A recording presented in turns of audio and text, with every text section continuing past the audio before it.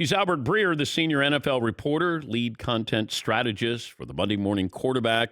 And explain to me if this is big news that Aaron Rodgers is not at the mandatory camp starting today, Albert.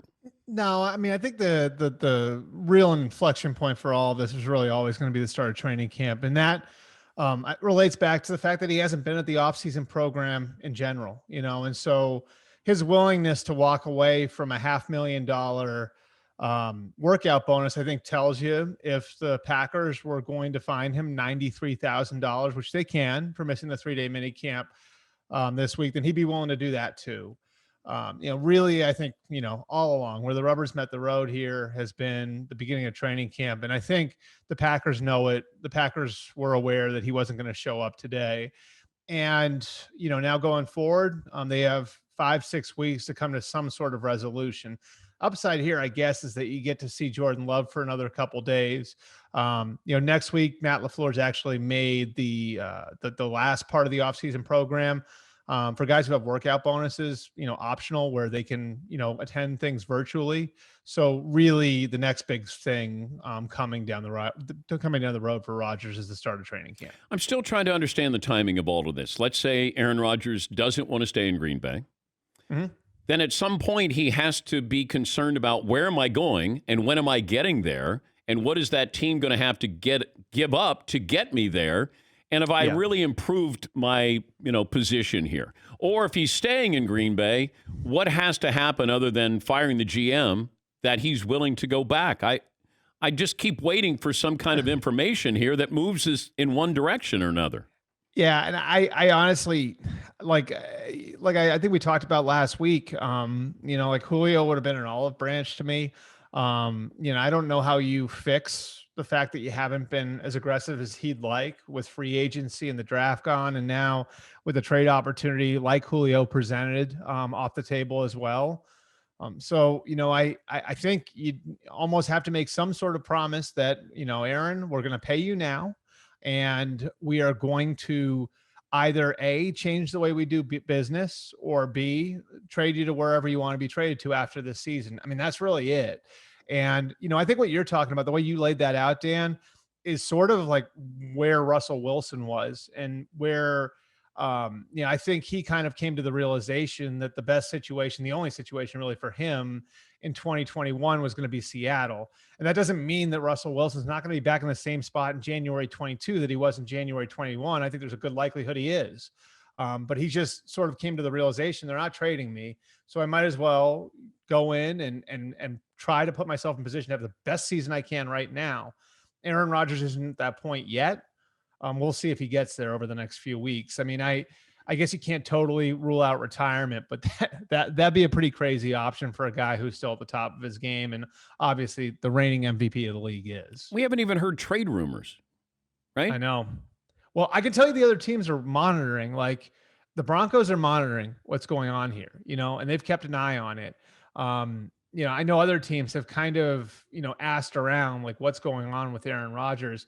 The interesting thing about it, Dan, is a lot of times like these sorts of situations, like Julio, for example, I feel like other teams had a lot of information over the last 5 or 6 weeks on where the Julio thing was, right? Like, so yeah, the Titans got him, but the Niners and the Rams and the Cardinals and the Patriots and the Raiders, they all knew what was going on, right? Like, so they were at least informed to a certain level of where things were at.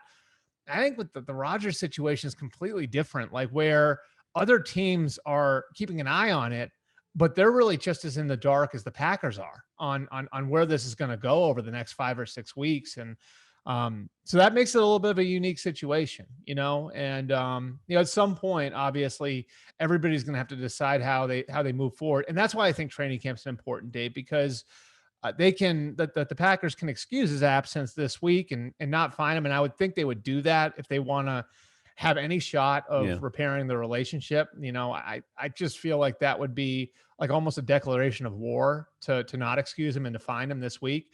They can't do that when they get to training camp. Under the new CBA, they are required to fine him $50,000 a day, and they can't forgive those fines after they're assessed. So that to me is really kind of the point where some sort of decision is going to have to come.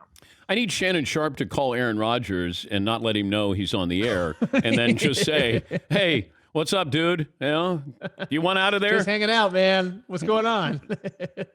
How did they confirm that story that you said that Julio Jones did not know he was on the air with Shannon Sharpe?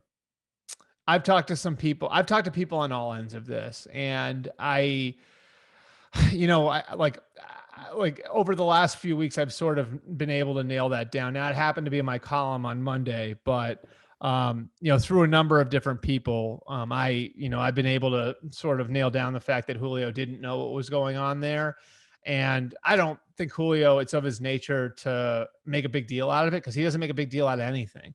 But I think anybody who was watching that in the moment, if you saw the way that Julio spoke and kind of the tone, and then you add that to Julio's ultra private nature, like he would never do something like we had a 10-year track record with the guy, Dan. Yeah. Well, has he ever done anything like that remotely? No.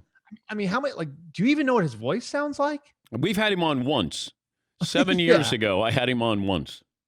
I mean, that's the thing. I think most football fans, if Julio talked into a microphone, wouldn't know it was him, So he's so private, and that's the thing. So, not only was I able to confirm it, but it's also way out of his nature that he would come and just fire this cannon Memorial Day week, and I want out of there. That's not Julio's nature to begin with. So did Fox hear from the NFL?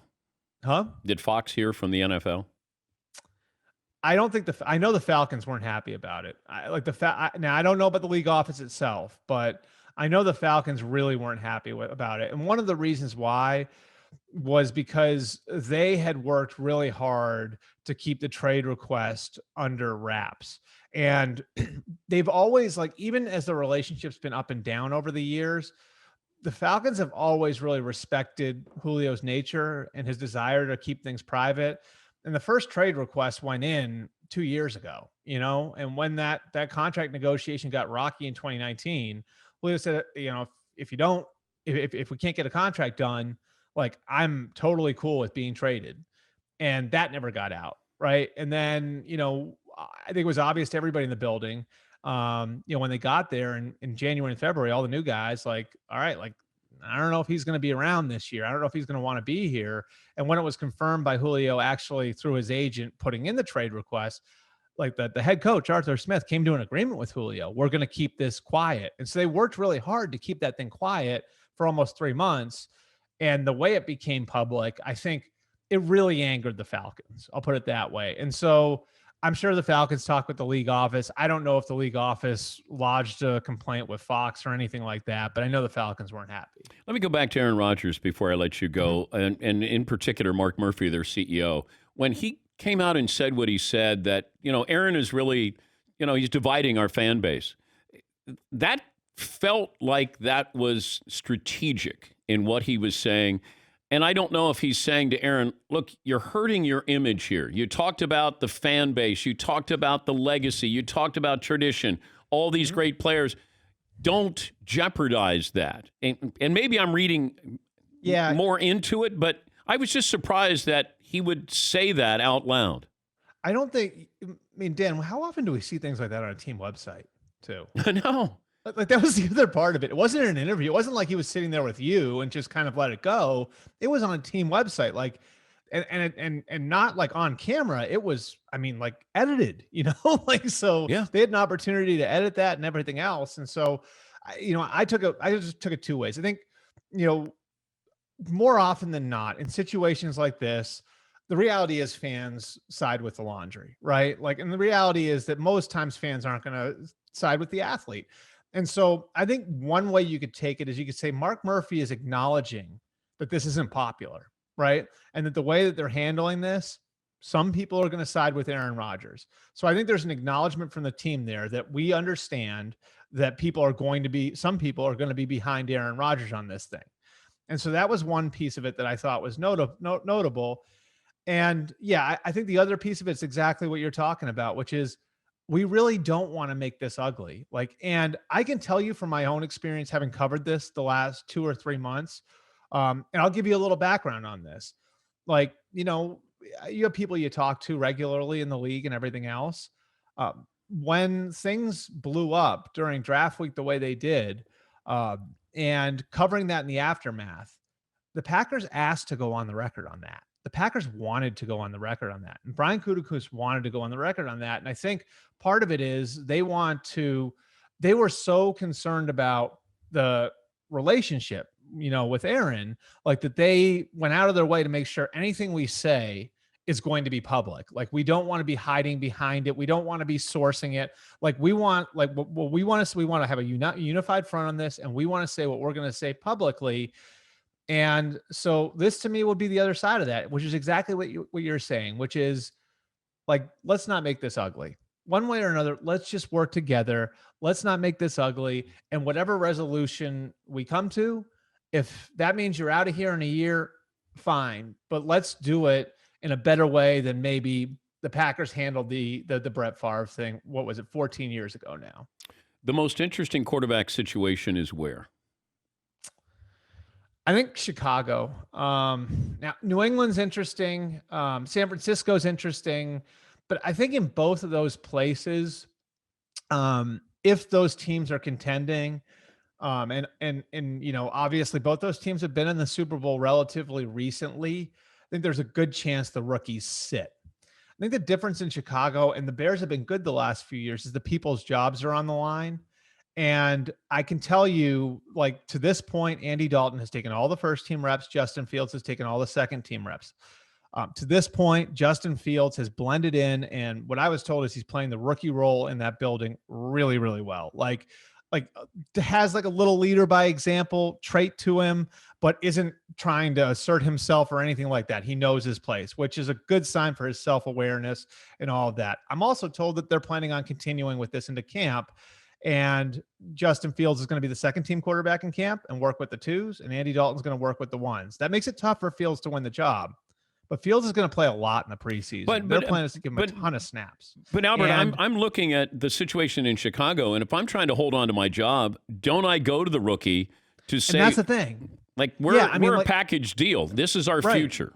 Right. And so like that's the thing is like, you hear about like, well, is that like, can this be Kansas City? And Matt Nagy, the coach there, was in Kansas City for the Mahomes redshirt year. So he's got credibility when he's talking about it that way.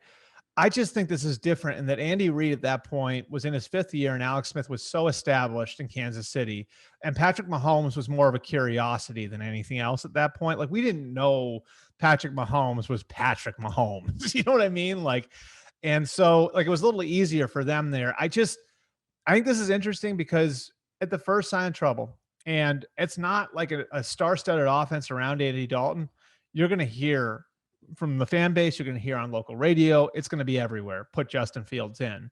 And I'm with you in that, like, what's really interesting about this is it can be a mechanism to save your job if you're Ryan Pace or Matt Nagy, where it's, if we can at least show ownership that we got the right quarterback, A, and that B, we're developing him properly and we're building momentum going into 2022, it's going to be harder for an owner to pull the plug on that than if we just sat him the whole year and nobody knows what he is. Great to talk to you as always, Albert. Thank you.